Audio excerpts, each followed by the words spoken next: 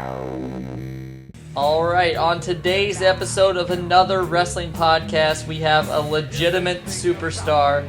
He is highly regarded as one of the best wrestlers in the world today, as well as one half of the Ring of Honor Tag Team Champions. Ladies and gentlemen, please welcome Mr. Frankie Kazarian. Mr. Kazarian, thanks so much for joining us today. How's everything going? Thank you for having me. Everything is delightful. You're currently one half of the Ring of Honor Tag Team Champions with your partner, Christopher Daniels. What are your thoughts on your competition in Ring of Honor thus far? Well, like I said before, I think Ring of Honor has hands down the best tag team division in wrestling anywhere right now. With just off the top of my head, you got the Young Bucks, the Kingdom, Red Dragon, the Briscoes, War Machine. The list just goes on and on and on. And those teams I mentioned are, 4 or 5 of the top teams in the world, and they all happen to work for Ring of Honor. So being in that division and representing it as champion is something Chris and I are both very proud of. Awesome. Now, where do you think the Addiction rank amongst all the other tag teams in the world today?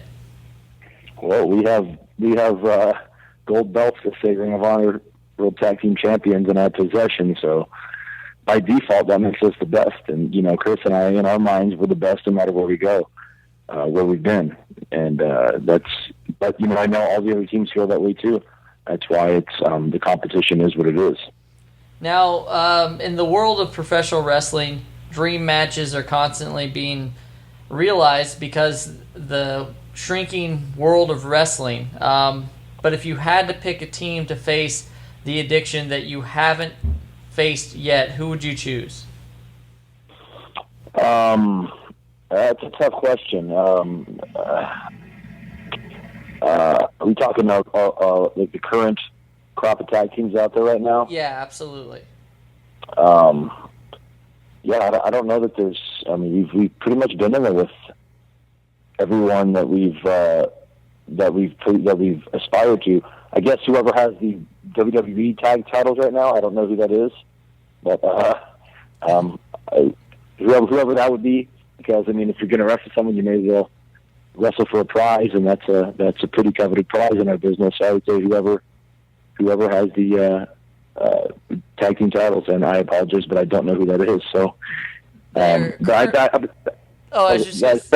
they're currently held by the Primetime Players. Oh, okay. Well, that wouldn't be a dream match, so I'm not saying that's a dream match, but I mean to get in there with, fellow champions would be one thing.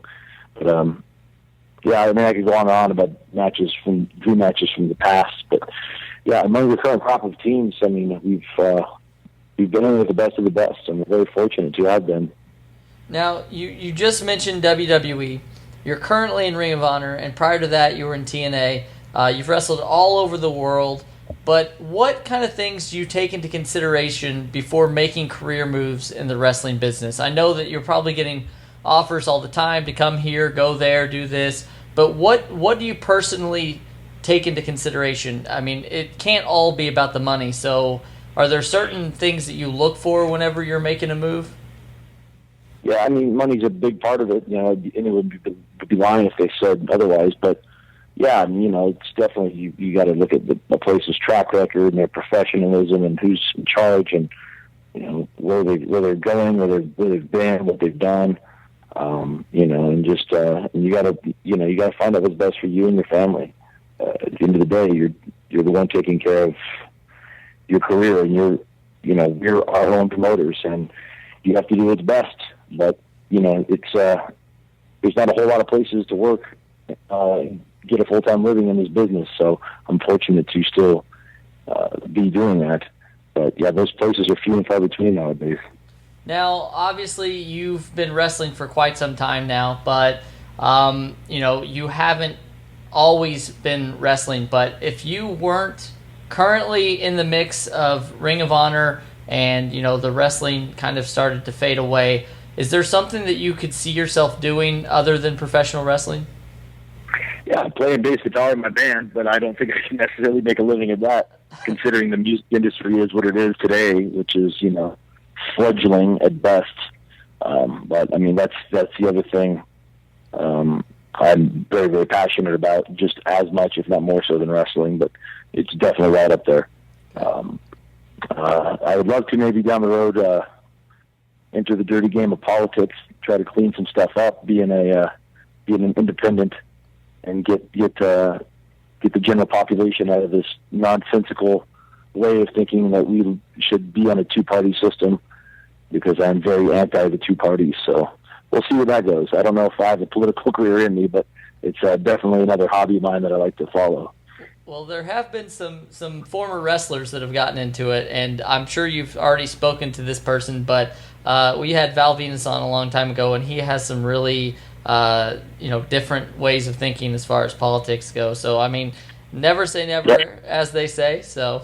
Yeah, Val. I've spoke to Val about certain things about years ago, and we see eye to eye on a lot of things, and we differ on a lot of things. But I like to use my voice for not just wrestling. If I have, for example, Twitter followers or people that follow my career, I like to use that as an outlet to let some people inform them of some things that they might not be aware of, because I'm a person that likes to dig for information and ask questions. Well, you just hit the nail on the head. Twitter, you mentioned Twitter followers. Now, when you first got into the business, social media really wasn't as big as it is today.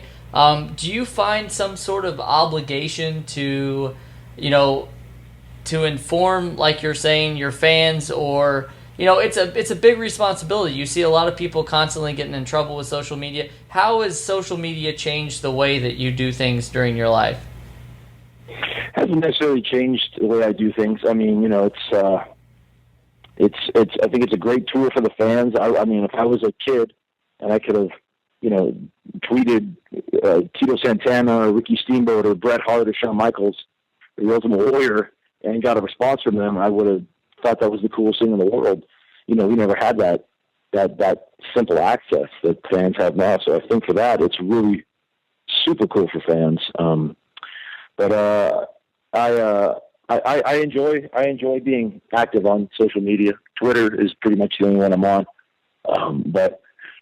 I enjoy interacting with fans about wrestling, but even more so, I like talking about other things, heavy metal music, and giving my 2 cents on a certain political issue. And I kind of feel like that's my responsibility. Though, I mean, when I talk about wrestling, that gets a lot of conversations going. When I talk about things political, that usually only a couple people, I'll post a tweet about some statistics that are just horrifying, and nobody gives a damn. But then I could talk about a wrestling match, and I'll get 300 retweets and questions. So it's just silly. But I guess most people follow me because I am a pro wrestler, and I'm blessed for that. Well, I mean, I don't want to put you on the spot right now. You obviously have a problem with the two-party system, as you mentioned. Mm-hmm. But what do you think are some of the biggest problems that are plaguing the United States right now? I mean, I have my own thoughts and ideas, but it would definitely be interesting to hear your point of view.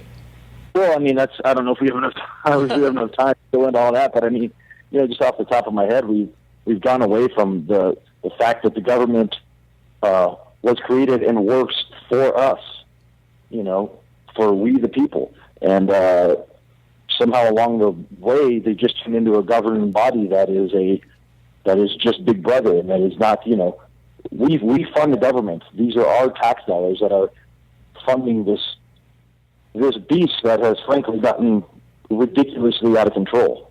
So I think there needs to be people need to start standing up and taking back, a piece of the country, and realizing that we are the blood and the fiber of this country. That's the first thing. I think we got to get away from the two-party system. We got to get, we need perhaps an independent president. We haven't had one since George Washington. We just need more citizens to start being responsible and vigilant, and we need to end the stupid war on drugs, and we need to, there's so many things that are just plaguing United States right now that it's daunting and disturbing, because I love this country, but I don't necessarily love what it's become. You know, honestly, I'm embarrassed by what it's become. But I just the system is what it is, and it's not going to change until the people change, and the people aren't going to change until the message really hits them home where it counts. So I hope, you know, somebody comes along, or my generation, or the millennials come along and really, you know, let their voices be heard, because I think a lot of people are, you know, there's a groundswell of people that I think feel the way I do and the way a lot of other people do about, you know, we just don't like, we're tired of being lied to, tired of being dictated upon and, you know, talked down to and told what to think and where to be and what to say and what not to say. And, you know, I'm optimistic, but at the same time, I think it's kind of a dark in the future. It's like I said, we would need several hours, but that's just the tip of the iceberg there. No, but I definitely appreciate it. You know, you're definitely somebody. I guess one of the reasons that we started this podcast is really to kind of, we want to talk wrestling, but we want to talk everything that you know. You guys are normal people too, so it's amazing that you're using your voice to talk about something you're passionate about, and I definitely you know, I look up to you for that, and I'm glad that you can feel like you can do that. So yeah, I mean, it's just, you know, if one person sees me, you know, talking about that, if it's just one person looks, if I, for example, post a tweet about how many people we have imprisoned in this country, and one person looks at that and gets interested and starts, you know, doing their own research and looking into things and becomes vigilant and becomes a real, you know, a crusader and a citizen like they should be, you know, my work is done. I want to be part of the solution, not part of the problem. I think a lot of people that think the way I do also feel that way. And, you know, like I said, if I can turn just one blind eye onto the truth, I'm thrilled, and I consider my job done. Awesome. Well, we're going to probably weave in and out of this interview, but I want to talk to you about your current tag team partner, Christopher Daniels. You've been tagging with him for quite a while. You've been friends with him for probably even longer. How do you describe Christopher Daniels to somebody who doesn't know him? Oh man, he's the ring general. He's the fallen angel. He's the almighty. He's he's a bad mamma jamma. He's you know, one of the, when you look at the grand scheme of pro wrestlers and you think of guys that have it all, you know, guys that can work with anyone, guys that can grapple, can wrestle, can fly, can brawl, and that can talk. You know, Chris has every one of those qualities. I mean, he always has, as long as I've known him. And on top of that is, you know, he's a best friend. So, you know, there's that. He's a guy it's a privilege to be in the ring with him. It's a privilege to watch him. I learn from him all the time. We learn from each other all the time. We collaborate well, very smoothly. We think a lot alike inside the ring, outside the ring.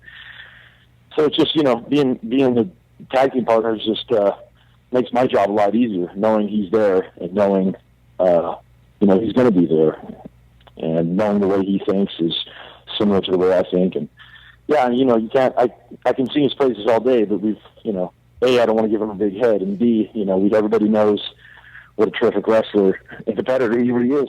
Absolutely. Now, you guys have had similar type career paths. You know, you've both had some matches in WWE. You've both spent a lot of time in TNA. You're both in Ring of Honor. I guess it's going to be hard to ask this question, but do you feel like that both of you have kind of been,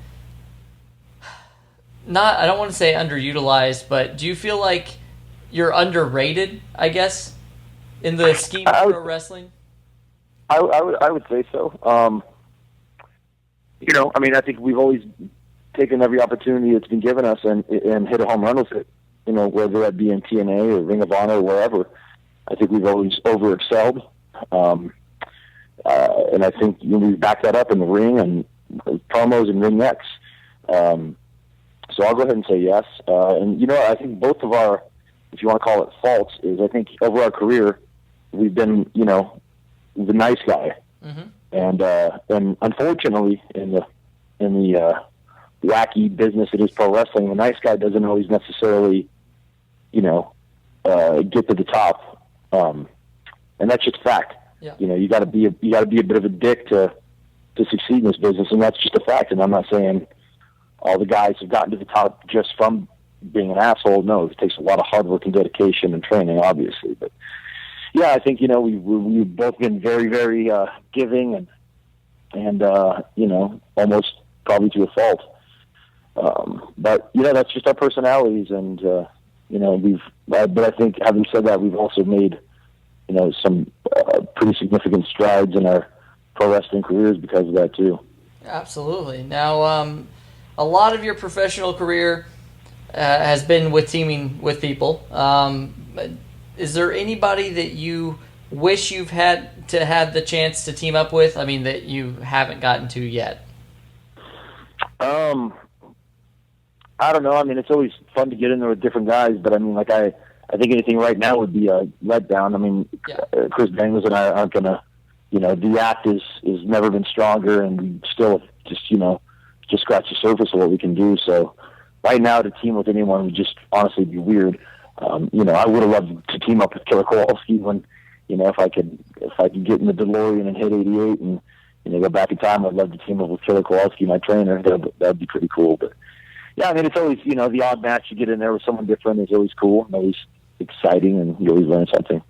Well, speaking of Killer Kowalski, is he the person that taught you the most as far as your in-ring abilities and everything? Is he the one person that you credit with the most about the business? Well, I say yes because he taught me the fundamentals, and he laid the foundation. And without that foundation, I couldn't have built the house. The house would have fallen apart. So without that rock solid foundation that he gave me, I wouldn't have learned, how to do certain things. So yeah, I credit him with everything. Was he your first choice as far as schools go?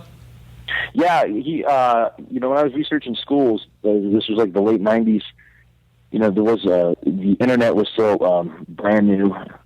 And, so I had to, call and write a lot of schools, and the ones I actually called and wrote and got responses back from were Kowalski, Hart Brothers Camp, the Power Plant, and there might have been one more, maybe the Monster Factory, or but just after meeting a couple of wrestlers and asking, and Kowalski's name kept popping up, from guys that I really respected, and I knew who he had trained and what he had done, and that was that, and choice was made.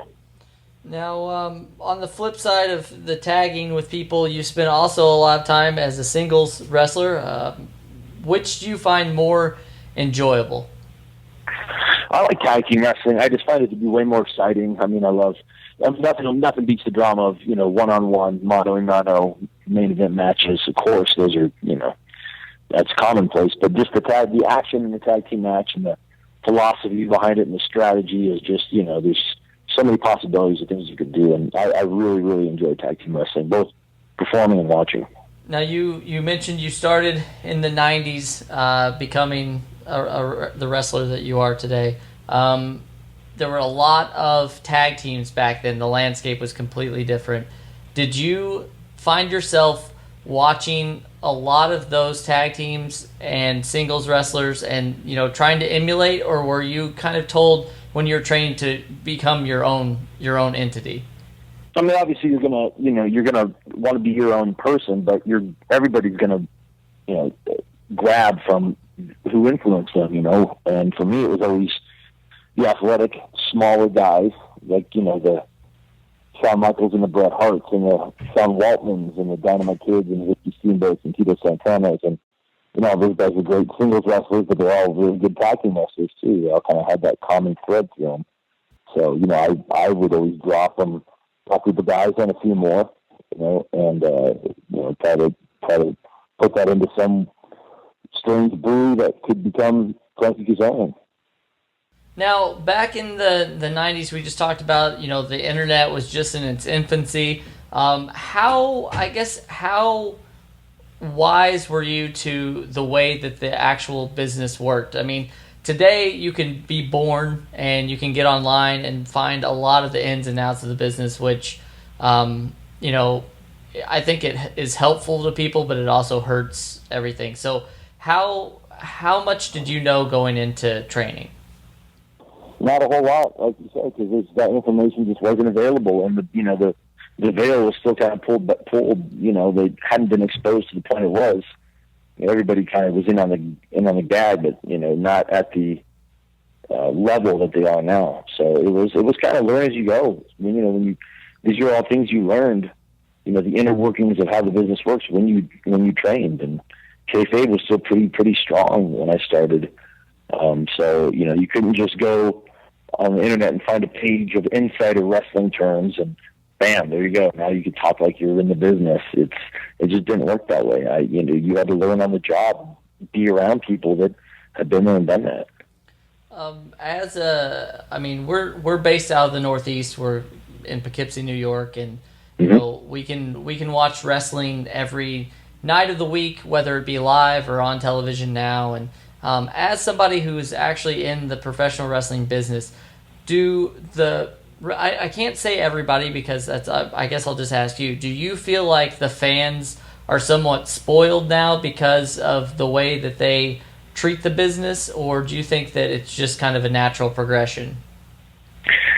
That's a tough question. I couldn't say that. Yes, the fans are spoiled because that would be generalizing. And I can't really generalize people, and I don't want to, and I don't want to be generalized. But I think maybe without their knowledge, they might be a little bit because they have access to so much wrestling, and like you said, you can watch it, whether live or on television every day of the week, and that's something that just didn't happen. Yes. Back in the day, so I don't know if I'd say they're spoiled, but I would say that maybe sometimes they take it for granted. They take the business and the shows and the companies for granted, whether it be ROH or WWE or TNA or Lucha Underground or whatever you're watching. Sometimes it's, I think fans, and I can say this as a fan of, music and other sports, baseball and football. Sometimes we have entitlement issues. Sometimes we feel that we're owed, certain things. You're owed, I can't believe they didn't play this song. I came here to hear that song. I can't believe they sat this player when I'm watching the game. Or, we all have entitlement issues, and I think that's just human. And I think wrestling fans fall into that category too. So, but I mean, they should know that it's a good time to be a fan, and you have a lot of options and a lot of access to wrestling, and to just maybe take a step back every once in a while and realize that, yes, it's a show and we're doing our best to entertain you, but we're also people too, and we're just people performing a job. And, we're not robots or CGI created characters. We're human beings, at work. So maybe think about that next time you want to, either bash someone or write a scathing review of the show. Yes. Now, during your career, you've obviously had several different incarnations, whether it be when you were in Fortune, Frankie Kazarian, Kaz, Bad Influence, Serotonin, The Addiction. Do you have one of those that stands out as like your favorite time in the business? Well, what I'm doing right now, I like it, and I've just really, I'm very comfortable in the ring and on the microphone, and just really, my personality's come out a lot more in the last 3 years than it had the previous, 13, 14. Whether it be, just getting messages across in promos and just letting a lot of things that, that drive me personally come out. I've never been more comfortable. All the other times I was kind of playing a role, whether it be a guy in Fortune or a guy in Serotonin or just an X Division babyface. I was kind of playing a role. Now I'm being me, and I'm very comfortable with that. Awesome. Now, well, it definitely shows through, to be honest, just watching your work as of late. And I hate saying those things because it does sound like I'm one of those people that got the insider term. But You know, Well, that's fine. as a fan, it definitely shows that you're just you guys are putting on amazing matches. So Thank you. Yep, we're having fun. That's what I think comes across more than anything. yeah. We're having fun. Now you've been absolutely busy as of late, but you recently appeared for Tommy Dreamer's promotion, House of Hardcore. You were just at House of Hardcore 9 in Toronto. Now you're no stranger to this company. We've seen you live several times. Like I said, I've mentioned we were based out of Poughkeepsie, New York. What is so special about Tommy's promotion that keeps you coming back to HOH? Well, what's special about Tommy's promotion is that Tommy's the guy that runs it, and Tommy's a very special human being. He's always been tremendously helpful to me. He's been a mentor. He's been a confidant and a friend, a boss. His passion is I think unmatched when it comes to professional wrestling, and he has that vision that he is now getting the opportunity to share with fans. I think it's safe to say that every House of Hardcore show has been a tremendous success financially and just from match quality and show quality standpoint. That's because Tommy knows this business inside and out, probably better than 99% of the people that are currently, behind the scenes running companies. Mm-hmm. Tommy's got a great mind for the business. He's got a huge heart, and he's the type of guy that I love to work for. And I will, there's a handful of guys that I would drop anything I'm doing and go wrestle for them. And Tommy Dreamer's at the top of that list. That's great. Now, we've mentioned it before. The wrestling world is constantly changing and reinventing itself. Recently, NXT has been the hot button issue. They've been signing a lot of the best talent in the world. What do you think when you see some of your peers, such as Samoa Joe, making his way to NXT? Couldn't be happier. I mean, the only bad thing I would say is that I can't believe it took him this long to get him. But I couldn't be happy for Joe, and I think it's great that they're knocking down walls and bringing guys in that traditionally they maybe wouldn't bring in. It's only going to help their product. Bringing in a guy like Samoa Joe is going to bring instant credibility to your company, and I think they've seen that, and he's going to succeed, and he's going to reach the top of the food chain there, just like he has everywhere else. And even bringing in someone like an Adam Pearce to coach, another guy who has a real wealth of knowledge to share with those younger students up there. I hope it continues. I hope they continue to be open-minded, and not have a closed door policy. I hope this kind of revolution continues. Now, I'm going to say the same thing, and you knew that this was coming, so I have to just say it. Mm-hmm. Do you think that there's ever going to be a chance that we see the Addiction, even if it's by another name, in NXT or WWE? I think that's up to WWE and NXT. I mean, they have to, if there's ever a spot that needs to be filled that we could fill, maybe that will happen. But that's 100% up to them. That's not up to us. Do I think we could compete and be successful up there? Absolutely. I think we could compete and be successful anywhere. Mm-hmm. But in terms of going there, that's a decision that the powers that be up there would have to make. Okay. All right. Now, we mentioned Frankie Kazarian, the wrestler. We started to peel back a little bit of the layers and talk to the actual person. Other than playing bass, what are some of the hobbies that you have outside of wrestling? Well, I mean, my favorite hobby is spending time with my wife and son. Yes. That's being a husband and father is, the biggest blessing I've had in my life. So anytime I get to spend with them, it's hands down my favorite thing to do, as any, I'm sure, father and husband will say. But I mean, aside from that, I play bass guitar in my band, which is, like I said, another very, very good, another passion of mine. Something I've always loved music. I've always loved rock music and heavy metal music. So doing that is also another good way to get my creativity out, just in a completely different way. I enjoy, like I spoke earlier, I enjoy,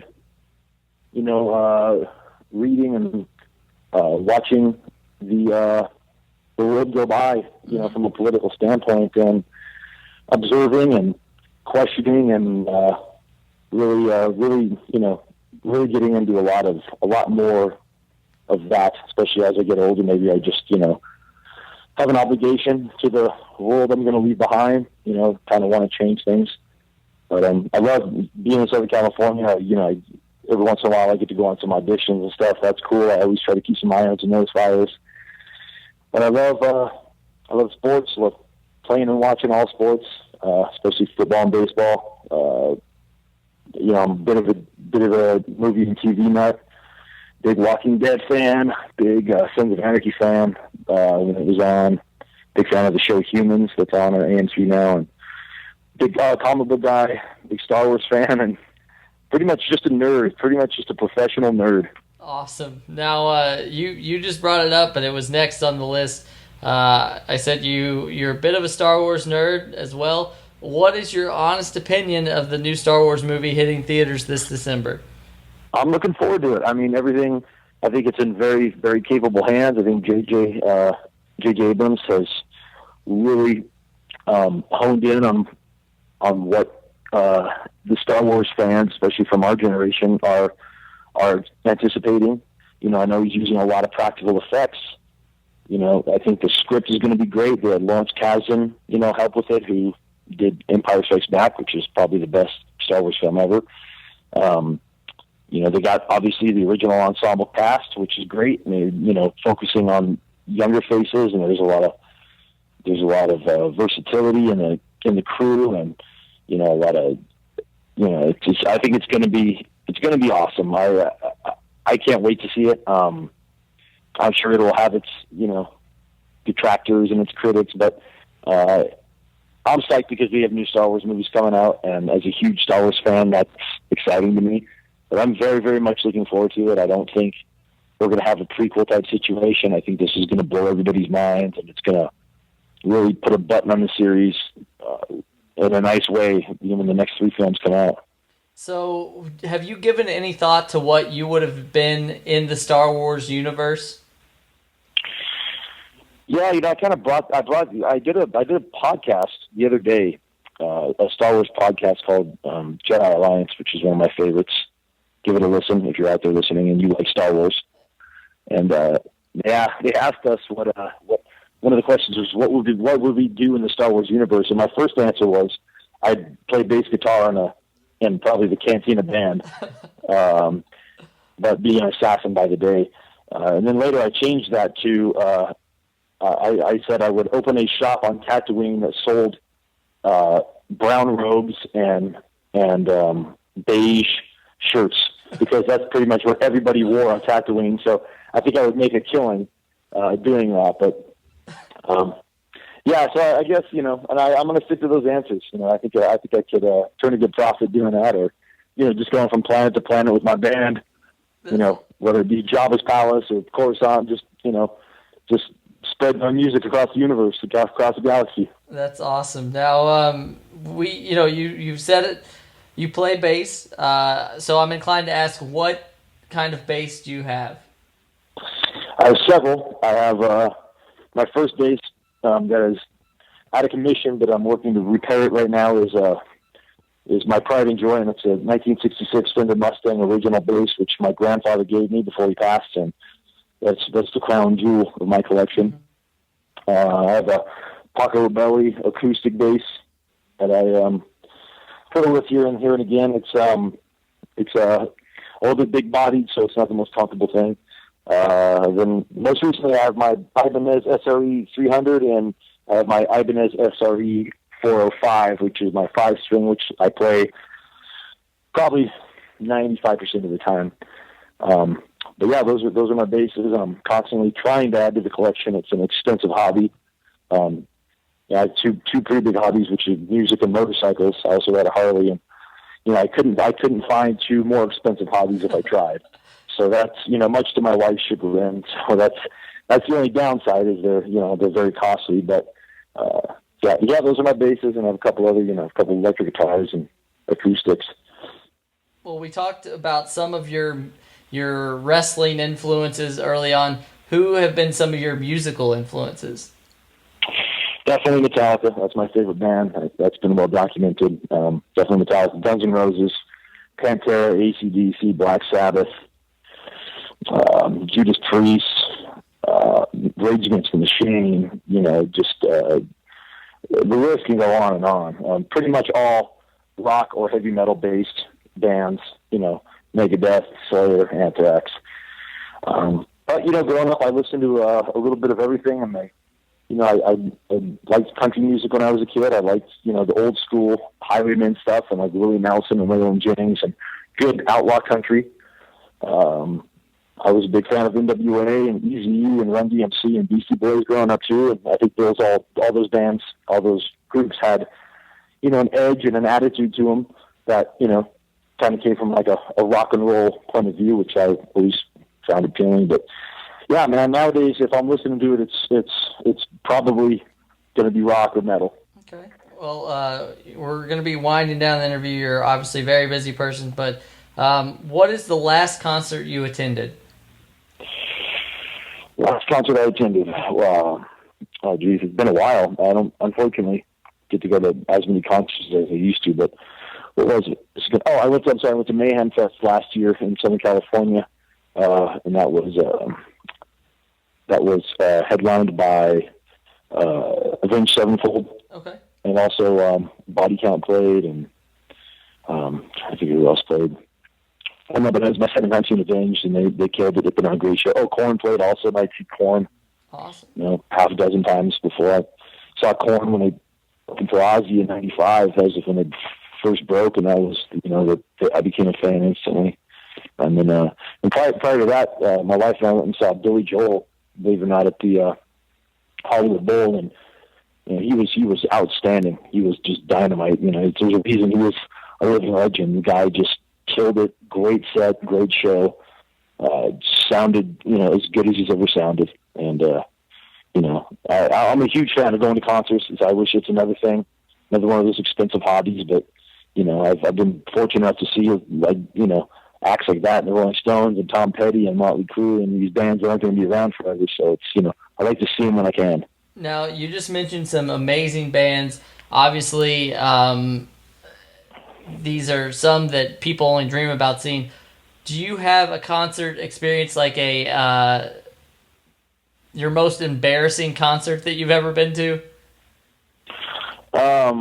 Embarrassing in terms of like a guilty pleasure. Yes, is what you're saying? Yes, absolutely. Like I went and saw Katy Perry or something. Let me think. I don't know, because I don't know if I would go to a show unless even if I like something, I'll admit I like it. I don't care if other people agree or disagree. But yeah, absolutely. Yeah, No, I mean, nobody. I don't think I would consider embarrassing. I don't have any. I guess if I have guilty pleasures, I mean, I would tell you I have the soundtrack from Grease 1 and 2 in my iPod, and I have no problem saying that because it's a tremendous movie and awesome songs. But yeah, I've never gone to a show which I think I would be embarrassed or be afraid to admit. Now I feel kind of boring, and I feel like I should think out of the box and maybe go see someone that my job's done then. Okay. Well, I definitely appreciate it. You coming on today. I want to find out though. You said you're on Twitter a lot, so can you tell everybody what that is?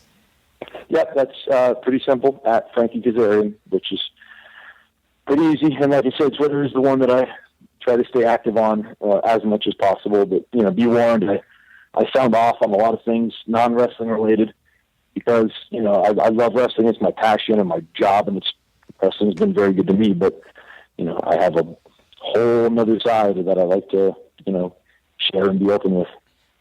Now, other than that, you have your band. Is there a way to find out like where you guys will be, or is that? Yeah, we also have a Twitter. It's at Vex Temper Music, and we're really in the infancy stages of getting our stuff out there. We're in the process of recording demos, and Yeah, we do have a Twitter page that just opened just recently.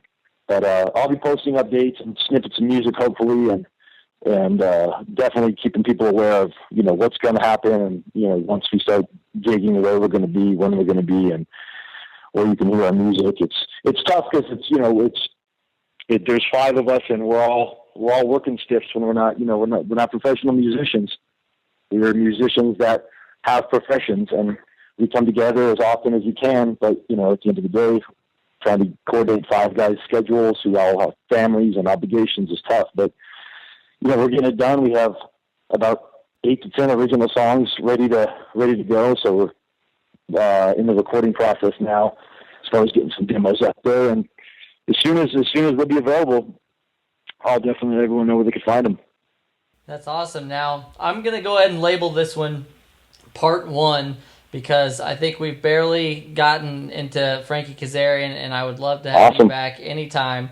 Thanks so much for coming on, and best of luck in everything you do. I know that if you're half as good at bass as you are at wrestling, then you'll be a superstar in no time. So thanks, man. I appreciate it. This was fun. I had a good time.